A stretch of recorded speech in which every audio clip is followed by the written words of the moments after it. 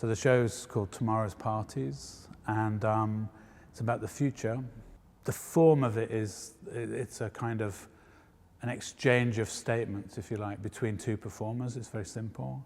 They each make statements about what they think the future might be like.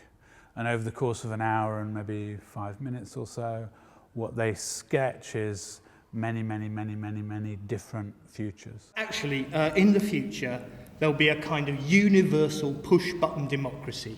Everybody will be all wired up on the net, and anybody will be able to make a suggestion about anything, and then everybody will be able to vote on it just by pressing a button for yes or no.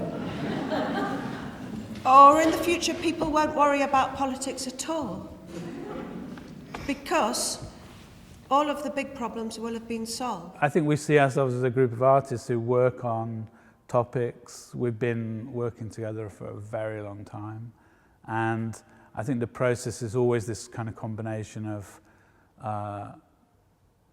research, reading, looking at things, improvisation, fooling around, trying things out in the rehearsal studio.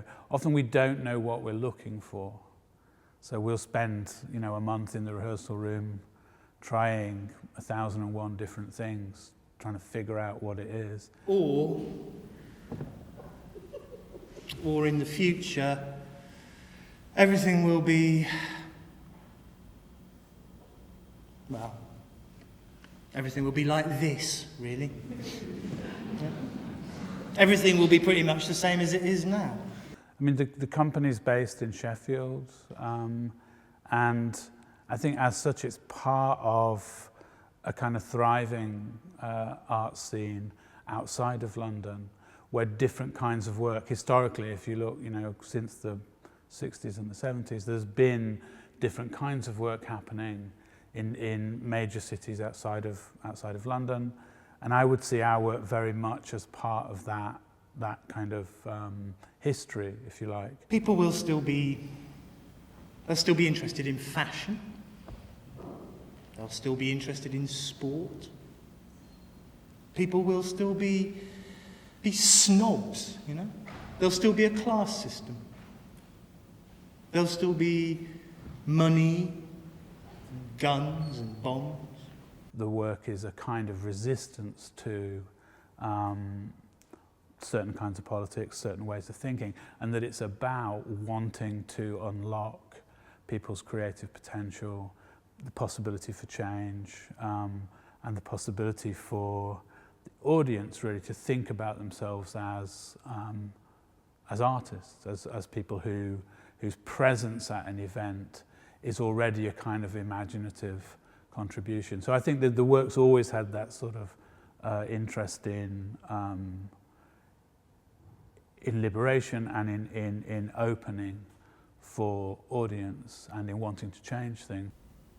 Or in the future, the gap between science and magic will be harder to see. Or in the future, people will make arrowheads out of fragments of circuit board. Or in the future, people will have barcodes tattooed on their retinas. Or in the future, people will spend more time in their cars than they do with their kids. Or in the future, people will forget how to hold pens or pencils or how to do handwriting. Or in the future, Urdu will be the most spoken language in the world. I think it's a big part of what we do is inventing, trying to find new solutions, trying to find ways to make an event that really opens to an audience in a new way. I would say over the years we've learned some things, I hope so, and we have a language, I guess, that we're building up. There's a set of things, a vocabulary that we come back to, things that have become a kind of signature, if you like, of the work. But at the same time, we're also always trying to find another way, always frustrated with what we've done before and always trying to find a different solution to the question, how do you make something that really speaks to people?